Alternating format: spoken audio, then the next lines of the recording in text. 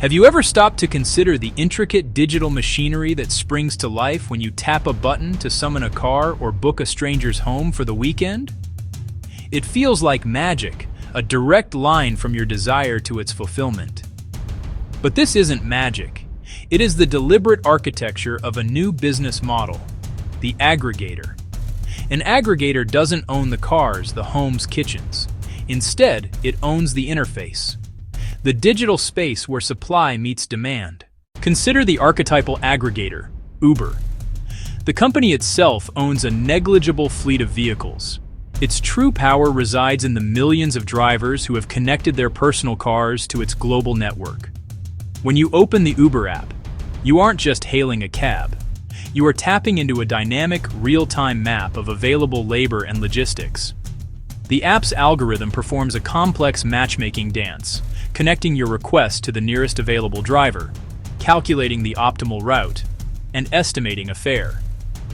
The entire transaction, from request to payment and rating, is contained within the clean confines of the Uber interface, creating a consistent and predictable user experience every single time.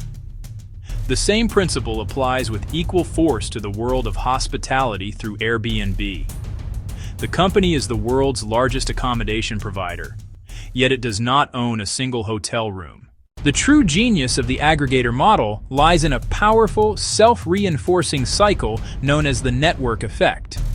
The process begins when an aggregator successfully attracts a critical mass of users to its platform. As more customers join, the platform becomes exponentially more attractive to service providers. Providers are drawn by the promise of a large and accessible customer base. This influx of new providers, more drivers, more hosts, more restaurants, in turn enhances the value of the platform for customers. Greater choice, lower prices, shorter wait times create a superior user experience. That superior experience naturally attracts even more customers. The feedback loop, once it gains momentum, becomes a formidable moat, driving a winner-take-most outcome.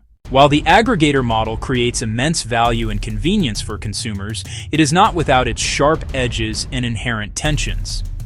One of the most significant challenges revolves around the relationship with the providers themselves.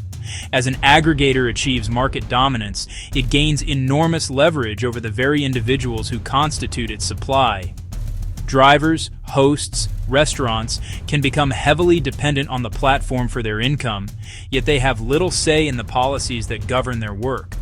The aggregator sets the commission rates, the performance standards, the rules of engagement, and these can change with little notice, squeezing provider margins. This power imbalance often leads to friction, controversy, and calls for change. As we look toward the horizon, the core principles of the aggregator model are not fading. They are becoming more deeply embedded in the fabric of our digital lives. The ultimate endgame for these platforms is to become invisible, indispensable utilities for modern living.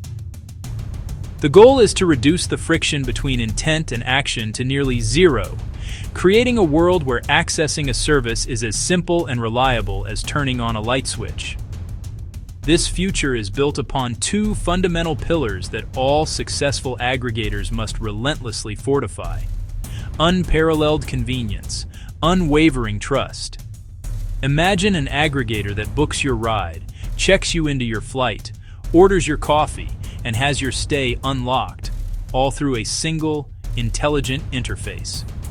But this hyper-convenient future is impossible without profound trust in data use, in safety, in fairness.